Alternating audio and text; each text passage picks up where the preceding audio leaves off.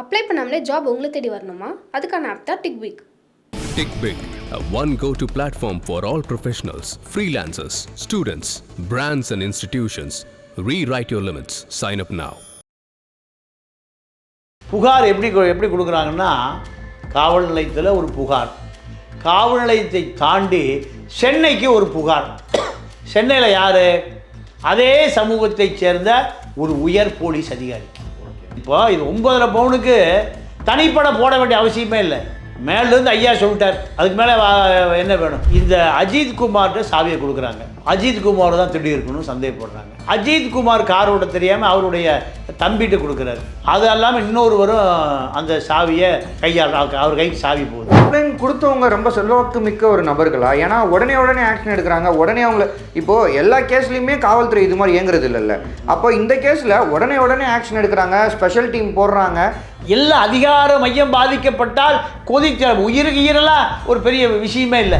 திமுக சிவகங்கை மாவட்ட துணை செயலாளர் களமிறக்கப்படுகிறார். எதுக்கு? பேசி முடிச்சு பொட்டிகளை வாங்கி சமரசம் உடனே பண்ண. அஜித் குமாருடைய உயிருக்கு 10 லட்சம் முடிஞ்சு போச்சு. ஞாயிற்றுக்கிழமை எரிச்சாச்சு. இன்னைக்கு இருந்ததுன்னா உயர்நீதிமன்றத்துடைய கவனத்துக்கு போயிடும். டிஎம்கே ஆட்சியில் இது வந்து 24வது கஸ்டோடியல் டெத் அப்படின்னு சொல்கிறாங்க. அப்படி இருக்கும்போது இது ஒரு பெரிய பிரச்சனையாக ஏன் ஏடிஎம்கே மாற்ற மாட்டுறாங்க, நாம் தமிழர் மாற்ற மாட்டுறாங்க? அண்ணாமலையெல்லாம் களத்துக்கு போய் ஒரு போராட்டத்தை ஏற்படுத்தலாம்ல, பாமக அன்புமணி போகலாம்ல. எல்லாருமே வந்து பத்திரிகையில் ஒரு அறிக்கை விடுறாங்க, ப்ரெஸ் மீட்டில் ஒரு அறிக்கை விடுறாங்க, அவ்வளோதான். ஏன் களத்துக்கு எதிர்க்கட்சிகள் போக மாட்டுறாங்க? இங்கே 2 தலைமை தான், திமுக அண்ணா திமுக 2 பேரும் கூட்டணி. ஆளுங்கட்சியினுடைய அடிமைகளாக இருக்குது அது கூட்டணி கட்சி. அது மீறி போகிறா சீட்டு இல்லை, அவங்கள எம்எல்ஏ ஆக முடியாது. முதல்வருடைய நேரடி கட்டுப்பாட்டில் தான் காவல்துறை இருக்குது. இது மாதிரியான நிகழ்வுகளை முதல்வர் எப்படி கையாளுறாரு சார்? இல்லைங்க, இது இந்த நிகழ்ச்சியில் முதல்வருடைய கவனத்துக்கே போகாமல் தான் நடந்திருக்கு.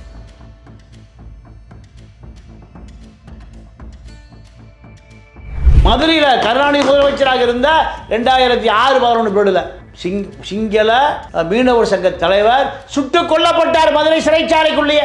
1000 ரூபாய்க்கு. வேறு ஜாஸ்தி 1 கோடி 2 கோடிலாம் இல்லை. போய் திருட்டு வழக்கில் அப்பா அம்மா மகன் மகள் 4 பேரையும் கொண்டு வந்து லாக்கப்பில் நிர்வாணமாக போட்டாங்க. நான் சொல்கிறதெல்லாம் ஆவணங்களோடு உள்ள விஷயம். ஜெயலலிதா முதலமைச்சர், அந்த மனிதாபிமானமே இல்லாத அந்த உடுமல்பேட்டை இன்ஸ்பெக்டரு அந்த அம்மாவுடைய பிறப்பு உறுப்பில் லத்தியை வச்சு அடிக்கிறார். அந்த அம்மாவுக்கு ஒரு 50 வயசு இருக்கும்.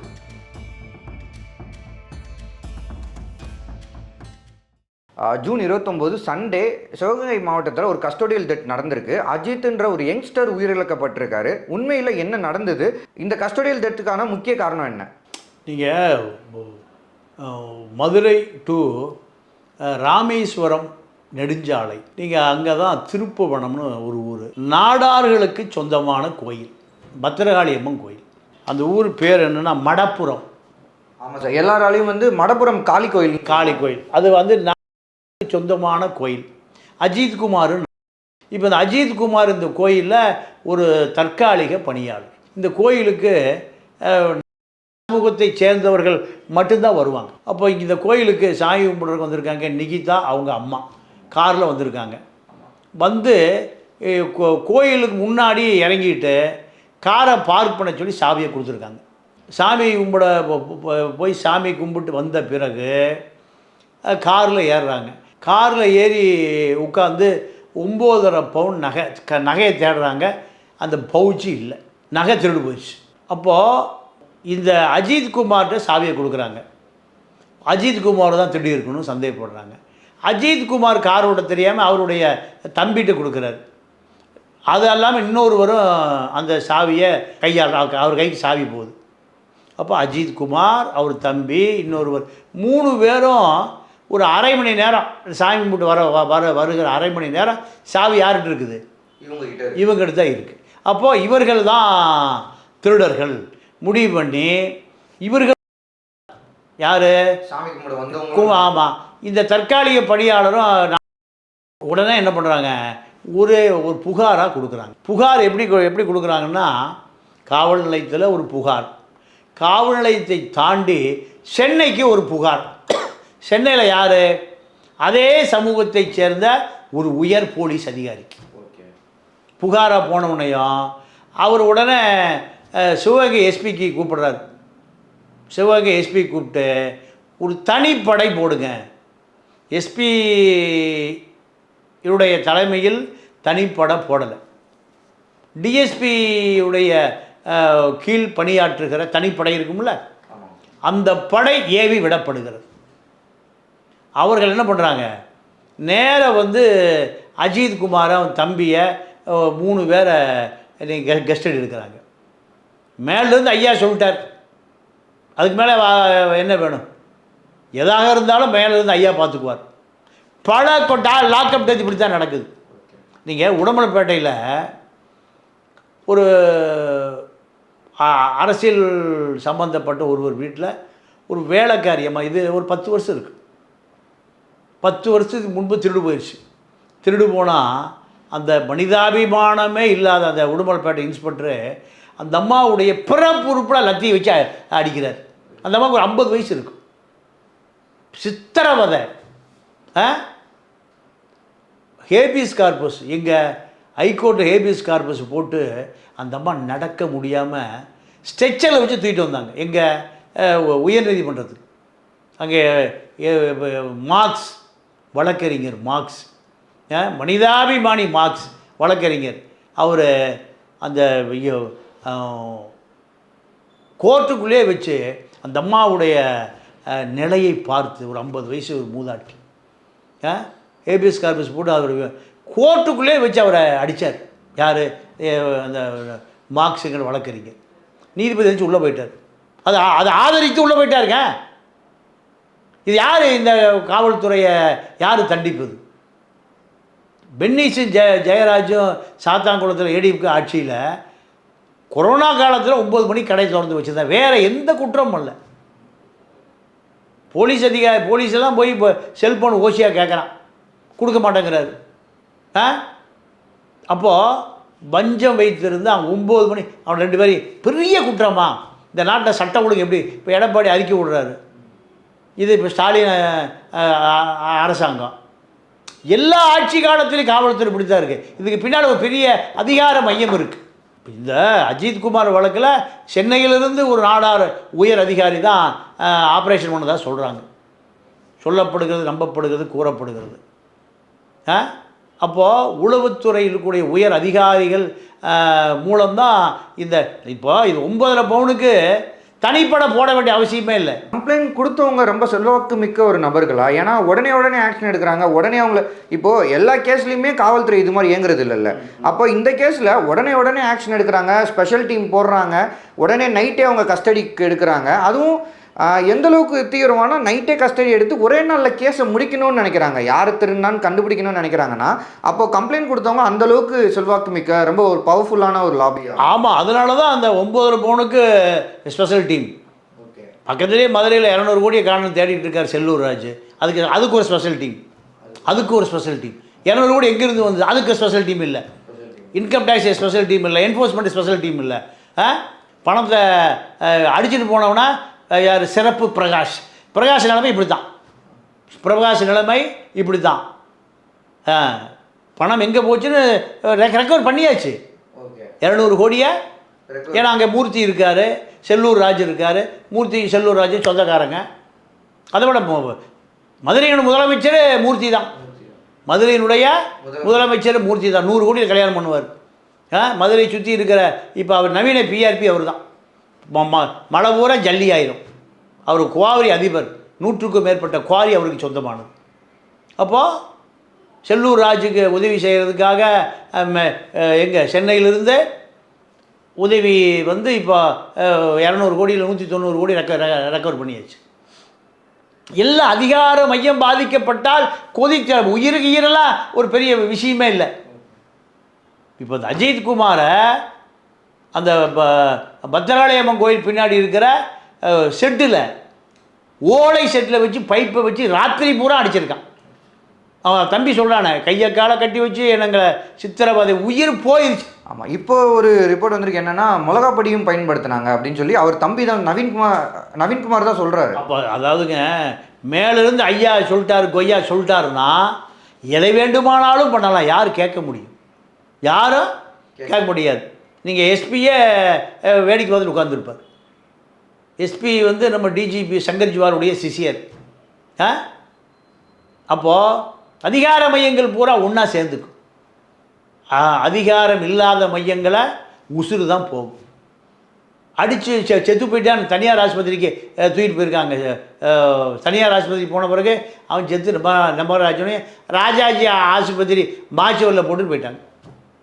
அப்போது இவர்களுக்கு இவ்வளவு அதிகாரம், ஒரு உயிரை எடுப்பதற்கான அதிகாரம் எங்கேருந்து கொடுக்கப்படுகிறது? மேலேருந்து சென்னையிலேருந்து கொடுக்கப்படுகிறது. இது நேற்றே டிஸ்போஸ் ஆகி போச்சு. செங்கை மாறன்னு திமுக சிவகங்கை மாவட்ட துணை செயலாளர் களமிறக்கப்படுகிறார். எதுக்கு? பேசி முடித்து பொட்டிகளை வாங்கி சமரசம் பண்ண உடனே பண்ண பல லட்சம் கை மாறி இருக்கு. அஜித்குமாரோடைய உயிருக்கு 10 லட்சம், அஜித்குமாரோடைய உயிருக்கு 10 லட்சம் முடிஞ்சு போச்சு. பாடியை டிஸ்போஸ் பண்ணி கூட்டிகிட்டு போய் ஞாயிற்றுக்கிழமை எரிச்சாச்சு, முடிஞ்சு போச்சு. இன்றைக்கி இருந்ததுன்னா உயர்நீதிமன்றத்துடைய கவனத்துக்கு போயிருக்கு. போராட்டம் நேற்று கடை எல்லாமே அடைக்கப்பட்டது. திருப்புவனம் பூராமல் கடை அடைப்பு, சாலை மறியல், ஆர்ப்பாட்டம், போராட்டம், உண்ணாவிரதம். ஆனால் இதெல்லாம் கவனத்தில் எடுக்கப்படவில்லை. ஏன்? அதிகாரம் கோட்டையிலிருந்து வருது. கோட்டையிலிருந்து அதிகாரம் வருகிற பொழுது இங்கே இருக்கிற சட்டமெல்லாம் ஓட்டையாக போகுது. 6 பேர் சஸ்பெண்டு, 3 மாதம் கழித்து அவருக்கெல்லாம் பதவி உயர்வோடு பணிக்கு போயிடுவான். அப்போது இது போன்ற நீங்கள் பென்னிஸ் ஜெயராஜ் ஆகட்டும், சாத்தாங்குளம் பென்னிஸ் ஜெயராஜ் ஆகட்டும், தூத்துக்குடி துப்பாக்கி சூடாகட்டும், துப்பாக்கி சூடு பார்த்து சுட்டான். ஸ்டொலோனினான ஒரு கல்லூரி மாணவி வாயில் துப்பாக்கி வச்சு மூளை வெளியெடுத்தான். யாருக்காக? இந்த லண்டன் இருக்கிற அனில் அகர்வாலுக்காக இந்த காவல்துறை செயல்பட்டது. இன்னைக்கு வரைக்கும் நடவடிக்கை இல்லை. நடந்தது அதிமுக ஆட்சியில். திமுக ஆட்சியில் எந்த நடவடிக்கையும் இல்லை. பதவி உயர்வும் கொடுத்ததா முடிஞ்சு போச்சு. பல்லு புடுங்கின பல்பீர் சிங் ஒரு போலீஸ் அதிகாரி, ஐபிஎஸ் முடிச்சுட்டு வந்தவன், விசாரணை கதையை குரல் எடுத்து பல்ல பிடுங்குறான். கொஞ்ச நாளில் அப்புறம் கண்ணை பிடுங்குவான், கிட்னியை எடுப்பான். அவர் இன்றைக்கி பதவி உயர்வோடு இருக்கார். கேரளாவில் பண்ண முடியுமா? ஆந்திரா, கர்நாடகா, பஞ்சாபில் பண்ண முடியுமா? இங்கே தமிழர்களை எதை வேண்டுமானாலும் செய்யலாம். சுட்டு தூக்கி 200 பேரை இதுவரை சிறையில் அடைக்கப்பட்டு கிடக்கிறான். இங்கே 1000 பேர் கிடக்கிறான். எதில்? செம்மரக்கட்டையில். செம்மரக்கட்டையில் நாயுடும் கடத்துவதில்லை, ரெட்டியாரும் கடத்துவதில்லை. அப்பாவி தமிழன் தான் பல 1000 கோடி சம்பாதிக்கிறான். இப்படி தான் வழக்கு இருக்குது. அங்கே 2 சமூகம் ஆந்திராவில் யார்? ரெட்டி, நாயுடு. பல 1000 கோடி செம்மரக்கட்டையில் கடத்துகிறான். ஆனால் அப்பாவிகளை சுட்டு தூக்கி காட்டில் போட்டுடுறான். இது அஜித்குமாராக இருந்தாலும் சரி, நவீன்குமாராக இருந்தாலும் சரி, அதிகார மட்டம் மேலிருந்து உத்தரவு போடுகிற பொழுது காவல்துறை ஏவல் துறையாக போயிடுது. இதுக்கு மக்களிடம் என்னைக்கு விழிப்புணர்வு வருகிறதோ, நீங்கள் பென்னிசி ஜெயராஜ் 2 பேருக்கு ஒரு 5 வக்கீல், ஒரு 50 பேர் போய் ஸ்டேஷனில் நியாயம் கேட்டு தான் பயந்துருப்பான். இப்போ அத்தனை பேர் சஸ்பெண்ட் செய்யப்பட்டு பணி நீக்கம் செய்யப்பட்டு இப்போ கோர்ட்டுக்கு அடைஞ்சிட்ருக்கு. அப்போ அவர்களுக்கு அந்த போதை, அதிகார போதை.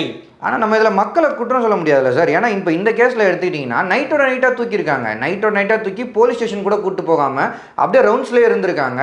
ஒரு கட்டத்தில் ஒரு லொக்கேஷன் கூப்பிட்டு போய் பாலடைஞ்ச இடங்கள் இந்த மாதிரி கூப்பிட்டு போய் அவங்களை இன்வெஸ்டிகேஷன் நடத்தி கொடூரமாக அடிச்சிருக்காங்க. அப்போ எப்படி இதை நம்ம மக்கள் குறை சொல்லவே முடியாதே சார்? இல்லை, நீங்கள் அப்படியே கேரளாவுக்கு போயிருங்க, வேறு ஒன்றும் பண்ண வேண்டாம். அதிகாரிகளை பொதுமக்கள் தட்டி கேட்பான். அங்கேயே கம்யூனிஸ்ட் சிபிஐ கொடியை பிடிச்சி 50 பேர் வந்துடுவான், சிபிஎம் கொடியை பிடிச்சிட்டு 50 பேர் வந்துடுவான், காங்கிரஸ் கொடியை பிடிச்சிட்டு 50 பேர் வந்துடுவான். எங்கே என்ன எங்கே ஆள்? எங்கே? திருப்பூர் ஸ்டேஷன் முற்றுகையிடப்பட்டிருக்கோம். எங்கே அக்யூஸ் என்ன எங்கே பேர் எங்கே ரிமாண்ட் பண்ணியிருக்கேன்? 5 வக்கீல் வந்துடுவான். ஒன்று ஹைகோர்ட் ஏபிஎஸ் கார்பஸ் நைட்டோட தந்தி போயிருக்கோம். காலையில் 6 மணிக்கு 8 மணிக்கு அவசர வழக்கா மதுரை ஹைகோர்ட்டில் கேரளாவாக இருந்தால் போயிருக்கோம். பென்னிசி ஜெயராஜ் விடிய அடிக்கிறான். கேட்க நாதி இல்லையே. ஒரு 50 அப்பாவி மக்கள் இல்லை, சமூக ஆர்வலர் 50 பேர் இல்லை, 5 வக்கீல் இல்லை. சாதாரண போலீஸ் ஸ்டேஷன் ஏன் போக முடியாதா? இது என்ன பெரிய இராணுவ கோட்டையா? இல்லை தீவில் இருக்கா? அப்போ பொதுமக்கள் தாங்க பொதுமக்கள் தாங்க அதிகாரம் உடையவன். அத்தனை அதிகாரங்களும் யாருக்காக? மக்களுக்காக. கிராமத்தில் சொல்லுவான், நாட்டா வச்ச கோட்டானா, கோட்டா வச்ச நாட்டானா? நாட்டு மக்கள் வைத்ததா நீதிமன்றங்களும் இந்திய ஜனநாயகம். நீதிமன்றம் மக்களுக்காக தானே, இல்லை அதிகாரங்களுக்காக மக்கள் அடிமையா? இது மக்களாட்சி. இது ஒரு ஆண்டாண்டு அடிமையோ இல்லை சர்வாதிகார நாடோ இல்லை. ஜனநாயகம் பூத்து குலுங்குற நாடு இதில் காவல்துறை எதை வேண்டுமானு செய்யலான்னா மக்கள்கிட்ட அவேர்னஸ் இல்லை. கேரளாவில் இப்படி ஏதாவது பண்ண முடியுமா? முடியவே முடியும். ஆந்திரா, கர்நாடகா, பஞ்சாப் எங்கேயுமே பண்ண முடியாது. இங்கே யார் அனாதையை தூக்கி விட்டு அடித்து தூக்கி அவனை போச்சு எரிச்சு விட்டு போயிடலாம். சார், இப்போ நீங்கள் சொல்கிறீங்க கேரளா வந்தால் 50 கம்யூனிஸ்ட் வந்து கொடி பிடிச்சிட்டு ஸ்டேஷனை முற்றுகையிட்டு இருப்பான்றீங்களா? தமிழ்நாட்டில் ஏன் அது நடக்க மாட்டேங்குது? இப்போ கண்டிப்பாக ஒரு கம்யூனிஸ்ட் மாதிரியான பார்ட்டிஸ் வந்து களத்தில் இறங்குனாங்கன்னா மக்களும் தைரியமாக வருவாங்கள்ல. ஆனால் ஏன் அது தமிழ்நாட்டில் நடக்க மாட்டேங்குது? நான் கம்யூனிஸ்ட்டை மட்டும் கேட்கல, எல்லா கட்சிகளும் கேட்குறேன், எல்லா எதிர்கட்சிகளையும் கேட்குறேன். இல்லை, அருமையான கேள்வி. ஆழ்ந்து சிந்தித்து கேட்குறீங்க.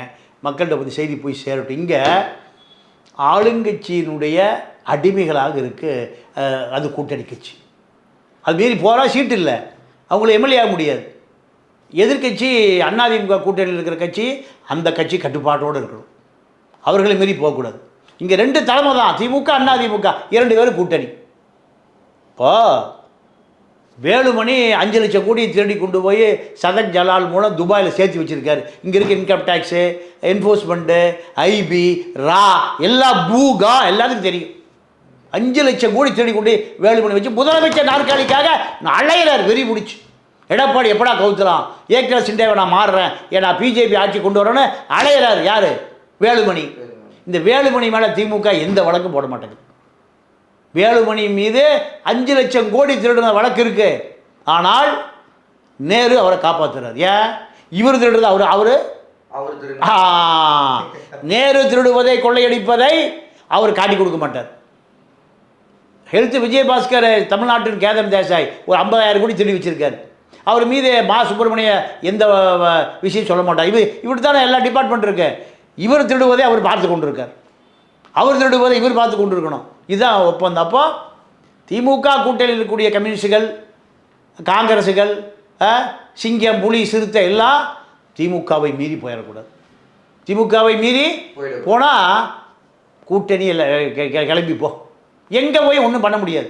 4 எம்எல்ஏ, ஒரு எம்பி எந்த கட்சியும் சேர முடியாது.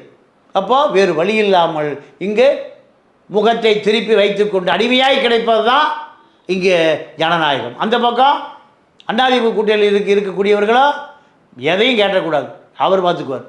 சார், இப்போது திமுகவில் இருக்கவங்க ஒரு லாஜிக் இருக்குது சார். இப்போ திமுக வந்து ஆளுங்கட்சி, கூட்டணி கட்சிகள் வந்து எதையும் கேட்க மாட்டாங்க, இது பண்ண மாட்டாங்க. ஆனால் இப்போ அதிமுக எதிர்கட்சி சார், எலெக்ஷன் வரப்போது பெரிய போராட்டமாக முன்னெடுக்கலாம்ல சார். தமிழ்நாட்டில் இது வந்து 24வது டிஎம்கே ஆட்சியில் இது வந்து 24வது கஸ்டோடியல் டெத்து அப்படின்னு சொல்கிறாங்க. அப்படி இருக்கும்போது இது ஒரு பெரிய பிரச்சனையாக ஏன் ஏடிஎம்கே மாற்ற மாட்டாங்க, நாம் தமிழர் மாற்ற மாட்டாங்க? அண்ணாமலையெல்லாம் களத்துக்கு போய் ஒரு போராட்டத்தை ஏற்படுத்தலாம்ல, பாமக அன்புமணி போகலாம்ல. எல்லாருமே வந்து பத்திரிகையில் ஒரு அறிக்கை விடுறாங்க, ப்ரெஸ் மீட்டில் ஒரு அறிக்கை விடுறாங்க, அவ்வளோதான். ஏன் களத்துக்கு எதிர்கட்சிகள் போக மாட்டாங்க? எதிர்கட்சிகளை பொறுத்தவரை இதை அரசியல் செய்து வாக்கு வங்கியை மாற்றணும், அவ்வளோதான். எதிர்காலத்தில் இதுபோல் லாக்அப் டெத் நடக்கணுங்கிறதெல்லாம் இவர்களுக்கு நோக்கமே இல்லை. இது எதிர்கட்சிகளை இதில் ரொம்ப ஆர்வமாக தலையிட்டால் எதிர்கட்சிகள் மீது பல வழக்கு நிலுவையில் இருக்குது. இவர்கள் செய்த ஊழலை பல வழக்கு நிலுவையில் இருக்கு. அப்போ இதுக்கு போய் ஆர்ப்பாட்டம் பண்ணால் அந்த வழக்கு தோண்டி எடுக்கப்படும். எந்த வழக்கு? லஞ்சம், ஊழல், அதான் அந்த 4 வருஷம் ஆச்சு. அப்போ அதை தோண்டி எடுப்பாங்க. அதனால் நாங்கள் அதெல்லாம் போட ஒரு அறிக்கை மட்டும், அறிக்கை விடுறது அவங்களுக்கே தெரியாது. அறிக்கை விடுவதற்கு நம்மை போன்ற ஊடகவியலாளர் இருக்கான், அவனுக்கு ஒரு 50,000 சம்பளம். இது வந்தவுடனே அவனே அறிக்கை விட்டுருவான். நிறைய லெட்டர் பேட கையெழுத்து வாங்கி வச்சுருப்பான். யாருக்கு கையெழுத்து? ஸ்டாலின் கையெழுத்து, எடப்பாடி கையெழுத்து, ராமதாஸ் கையெழுத்து, இப்படி பல பேர் கையெழுத்து வாங்கி வச்சுருப்பான். அவன் இந்த செய்தி வரதுக்கு முந்தைய எல்லா பத்திரிகை ஆஃபீஸும் கொடுத்துருவான். செய்தி வரும், ஓ நம்ம அறிக்கை கொடுத்துருக்குறோமா, யார் பார்த்துக்குவா? கட்சி தலைவர்கள். இதுதான் சோசியல் டெமோக்ராட்டிவ். முதல்வருடைய நேரடி கட்டுப்பாட்டில் தான் காவல்துறை இருக்குது. இது மாதிரியான நிகழ்வுகளை முதல்வர் எப்படி கையாளுறாரு சார்? இல்லைங்க, இது இந்த நிகழ்ச்சியில் முதல்வருடைய கவனத்துக்கே போகாமல் தான் நடந்திருக்கு. முதல்வருடைய கவனத்துக்கே போகாமல் தான் நடந்திருக்கு. எடப்பாடி ஒருக்க சொன்னாரா, தூத்துக்குடியில் நடந்த நிகழ்ச்சியை எதை பார்த்து தெரிஞ்சுக்கிட்டேன்? நியூஸை பார்த்து தெரிஞ்சுக்கிட்டேன், டிவியை பார்த்து தெரிஞ்சுக்கிட்டேன். அப்போது இதுதான் முதலமைச்சர்களுடைய நிலை. எப்படின்னா, அனில் அகர்வால், அமித்ஷா தூத்துக்குடியை டீல் பண்ணுறான். கலெக்டர் அங்கேருந்து 60 கிலோமீட்டர் தள்ளி போயிட்டார். தெரியும் அவருக்கு இது நடக்குதுன்னு. அந்த ஊரில் ஒரு ஆம்புலன்ஸ் கூட இல்லை. எல்லாமே திட்டமிட்டு செய்யப்படுகிறது. பழைய ரிட்டையர்டு ஏடிஜிபி அலெக்சாண்டர் உட்காந்து அங்கே இந்த வேலையெல்லாம் செய்கிறார். இப்படிலாம் நடந்தது. இப்போது இதை பொறுத்த வரைக்கும் உயர் காவல்துறை அதிகாரி கூப்பிட்டு ஒரு ஸ்பெஷல் டீம் போட்டு அதை தூக்குங்க. இவர் சொல்லியிருக்கணும், தேர்ட் டிகிரி ட்ரீட்மெண்ட் பண்ணாதீங்க, அடித்து உதச்செல்லாம் பண்ணாதீங்க. அடி எப்படியாவது எடு 10 மனித உயிர் முக்கியம் இல்லை. ஆனால் இவர் அதிகார மையம். இப்போ இவருக்கு எந்த பாதிப்பும் இல்லை. இப்படி கோட்டையிலேருந்து உத்தரவிட்ட ஒரு அதே சமூகத்தை சேர்ந்த ஒரு அதிகாரிக்கு எந்த பாதிப்பும் இல்லை. பாதிப்பு இருந்தால் உயர் அதிகாரிகளுக்கு பயம் வரும். அவன் எந்த பாதிப்பும் வராது. இப்படி தான். அப்போது இவர்களுக்கு என்ன பாதுகாப்பு இருக்குது? இந்த அதிகாரம் பாதுகாப்பாக இருக்குது. நீங்கள் கருணாநிதி காலத்தில் ஒரு ஜெயிலுக்குள்ளே இலங்கையிலிருந்து ஒரு சிங்கள மீனவர் சங்க தலைவர் வந்திருக்கான் மதுரை ஜெயிலில். நீங்கள் பழைய ஹிஸ்ட்ரி எடுத்து பாருங்க, பேப்பரில் செய்தி இருக்குது. இலங்கை சிங்கள மீனவர்களை இந்திய கடற்படை பிடிச்சி மதுரை ஜெயிலில் போட்டலாம், எல்லை தாண்டி வந்தான்னு. நம்மளால் பிடிச்சி அவன் விட போடுறான்ல. ஆமாம். அப்போது சிங்கள மீனவர் தலைவர் இங்கே வர்றான், வந்து எல்லாருக்கும் பணம் கொடுத்து போய் அவனுங்களை பார்க்குறான். அப்போது ஒரு சிறை காவலர், ஆயுதமேந்திய சிறை காவலருக்கு 2 முறை 3 முறை வர்றான். அவன் இவனுக்கு பணமே கொடுக்கல, எல்லாருக்கும் பணம் கொடுக்குறான். நம்ம ஊரில் தான் இப்போ காந்தி வந்து எல்லாத்துக்கும் பொதுவானவர் தானே. அப்போது அந்த துப்பாக்கி அந்த காவலரை அவன் பணமே கொடுக்கல, அவன் பணம் கேட்குறான். 2 பேரும் சண்டை வந்துடுது. எங்கே? சிறை வளாகத்துக்குள், மதுரை சிறை வளாகத்துக்குள். எவ்வளோ கேட்டிருப்பான்? ஒரு 1000 ரூபா கேட்டிருப்பான். 2 முறை கேட்குறான், கொடுக்கல. என்ன பண்ணால் சண்டை பிடிக்கிறான் கோபத்தில், துப்பாக்கி எடுத்து சுட்டா செத்து போயிடறான். மதுரையில் கருணாநிதி முதலமைச்சராக இருந்த 2006-11 பீரியடில் சிங்கள மீனவர் சங்க தலைவர் சுட்டுக் கொல்லப்பட்டார் மதுரை சிறைச்சாலைக்குள்ளேயே. 1000 ரூபாய்க்கு. வேறு ஜாஸ்தி 1 கோடி 2 கோடிலாம் இல்லை. மூடி மறைக்கப்பட்டது. மூடி பத்திரிகை செய்தி இருக்குது அதில். சுடப்பட்டார், பாதுகாக்க பகுதியை தாண்டி உள்ளே போனார். அதே போல் சிங்கள மீனவத்தில் பாதுகாப்பு பகுதியை என்ன துப்பாக்கி கூட போனான், அடித்து எடுத்துகிட்டு கடத்திட்டு போகிறக்கா வந்தான். அவனே பாவம் பயந்து வந்திருப்பான் சிங்களவன். அப்போது இங்கே உடனே கருணாநிதி அரசாங்கம் அப்படியே காப்பாற்றிடுவாங்க. இதுதான் இன்னைக்கு நடக்குது, அன்னைக்கு நடக்குது, என்னைக்கு நடக்குது. ஒரு ஆட்சி நடக்கும்போது அந்த ஆட்சியோட தலைமை நிர்வாகிகள் எல்லாருமே காவல்துறை மேலே ஒரு சாஃப்ட் டீலிங் இருக்கே சார். அவங்க என்ன பண்ணாலும் பெரிய விதமான எந்த நடவடிக்கையும் எடுக்க மாட்டாங்களே. என்ன காரணம்னா, இந்த அரசுகளே காவல்துறை வச்சு தான் ஓடுது. எதிரிகளை பழிவாங்குவது எப்படி? துரோகிகளை பழிவாங்குவது எப்படி? தனக்கு கீழ்ப்படியாதவர்களை பழிவாங்குவது எப்படி? காவல்துறை தான். நீங்கள் அண்ணா முதலமைச்சர் ஆகிட்டார். முதலமைச்சருடைய மந்திரி சபை பட்டியல் அறிவிக்கப்பட்டது. கருணாநிதி பதவியை ஏற்கல. ஏன்? உள்துறை கேட்குறாரு. உள்துறை பிடபிள்யூ கேட்குறாரு. உள்துறை போலீஸை வச்சுக்கலாம், பிடபிள்யூ கொள்ளை அடிச்சுக்கலாம். 2 நாள் இப்போ கருணாநிதி பதவி ஏற்கவில்லை. 67 அண்ணா பதவி போயிட்டார். போலீஸை கொடுத்தா பூத்து விளையாண்டுருவார். யார்? அன்றைய இளைஞர் சி சுப்பிரமணியத்தில் போய் ஐடியா கேட்குறாரு அண்ணாதுரை, இப்படி பண்ணுறானுல என்ன பண்ணுறதுன்னு. இப்போ தான் நீ ஆட்சி அமைச்சிருக்க, குழப்பங்கிறப்ப வந்துடும், கேட்குறத கொடுத்துருன்றார். உள்துறை கொடுக்காம பிடபிள்யூ கொடுக்குறாரு. எல்லாரும் பதவியேற்றுக்கொண்டு 2-3 நாள் கழித்து தான் கருணாநிதி பதவியேற்றார். அப்போது அரசியல்வாதி என்ன கேட்குறான்? அதிகாரம் அதிகாரம் அதிகாரம். என்ன அதிகாரம்? காவல்துறை அதிகாரம். நீங்கள் வேலுமணி யார் சொல்கிறோ அவர் தான் டிஜிபி, யாரை சொல்கிறாரோ அவர் தான் கோயம்புத்தூர் கமிஷனர். யார்? விஸ்வநாதன்லாம் வேலுமணியுடைய கொலீக்ஸ். அப்புறம் திருப்பி மெட்ராஸ் கமிஷனர் யார்? ஏகே விஸ்வநாதன். ரியல் எஸ்டேட் தான். இவரும் ரியல் எஸ்டேட், அவரும் ரியல் எஸ்டேட். அப்போது இப்படி தான் பல 1000 கோடி சேருது. அப்போது அதிகாரத்தை குவித்து வைத்துக் கொள்வதற்கு எது தேவை? காவல்துறை தேவை. காவல்துறை. நீங்கள் ஒரு ஐஏஎஸ் அதிகாரி, சவர்கர் ஐஏஎஸ் அதிகாரி, நேர்மையான அதிகாரி, தஞ்சாவூர் கலெக்டர். இதே கதை தான். ஒரு திருடு போயிடுச்சு. திருடு போன பிறகு ஜெயலலிதா முதலமைச்சர், சவர்கர் கலெக்டர். ஒரு திருடு போயிடுச்சு. திருடு போனோன்னையும் இந்த காவல்துறை, மனிதாபிமானமே இல்லாத காவல்துறை மேல் அதிகாரி தான். கீழே இருக்கிற ஏட்டையா எஸ்ஐ வரைக்கும் ஒரு அதிகாரம் இருக்காது. மேல் இருக்கிறவன் சொன்னால் செய்யணும். போய் திருட்டு வழக்கில் அப்பா அம்மா மகன் மகள் 4 பேரையும் கொண்டு வந்து லாக்கப்பில் நிர்வாணமாக போட்டாங்க.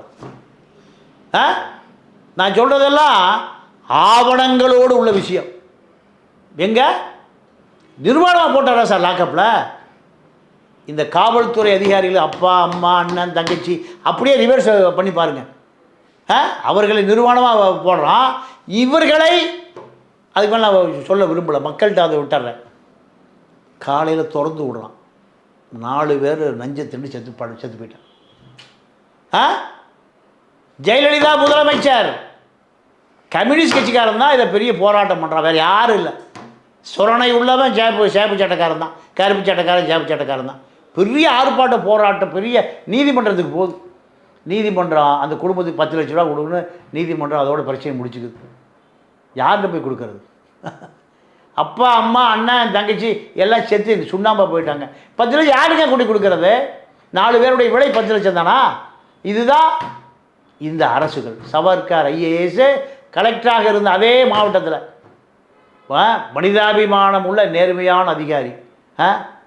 அப்போது இப்படி பல விஷயங்கள் காவல்துறை அந்த அதிகாரிகளை எந்த நடவடிக்கையும் எடுக்காமல் சென்னையிலிருந்து காப்பாற்றப்பட்டது அவர்கள். இப்படி தான் இந்த துறையை பொறுத்த வரைக்கும் அரசியல்வாதி எதை சொன்னாலும் செய்வான். பொய் கேஸ் போயிடனா பொய் கேஸ் போடுவான், தூக்கிட்டு வேணா தூக்கிட்டு வைப்பான், லாக்கப்பில் வைக்கான வச்சுக்குவான். அதான் இந்திரா காந்தி காலத்தில் இந்த காவல்துறை மத்திய அரசாங்கத்துக்கு கொடுக்கணும்லாம் ஒரு முயற்சி நடந்தது. சார் அந்த ஸ்டேஷன் கட்டுப்பாடு அந்த ஏரியா வட்ட செயலாளர் தான் சார் இருக்குது. எந்த ஸ்டேஷனும் பகுதி செயலாளர் வட்ட செயலாளரை மீறி அந்த காவல்துறை அதிகாரி ஏட்டையெல்லாம் ஒன்றும் பண்ணிடவே முடியாது.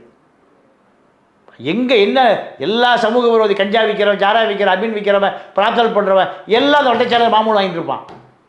நீ போய் வா நீ தலையிடாத, நான் பார்த்துக்கிறேன், அவர்கள் காப்பாற்றிக்குவான்.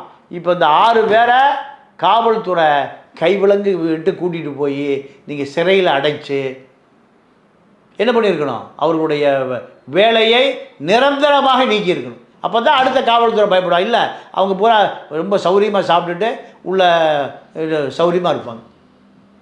என்ன காரணம்? மேலிருந்து வந்த அழுத்தம், அரசியல் அழுத்தம், அதிகார அழுத்தம். இதுதான் இன்றைய காவல்துறையின் யதார்த்த நிலை. கீழே இருக்கிறவன் பாவம், மேலே இருக்க அதாவது டிஎஸ்பிக்கு மேலே அதான் போலீஸ் சங்கம் வேணுங்கிறான். அதுக்கு வாய்ப்பே இல்லை. நிறைய முக்கியமான விஷயங்களோட ஷேர் பண்ணிங்க சார். நேரம் ஒதுக்குனதுக்கு நன்றி. நன்றி, வணக்கம்.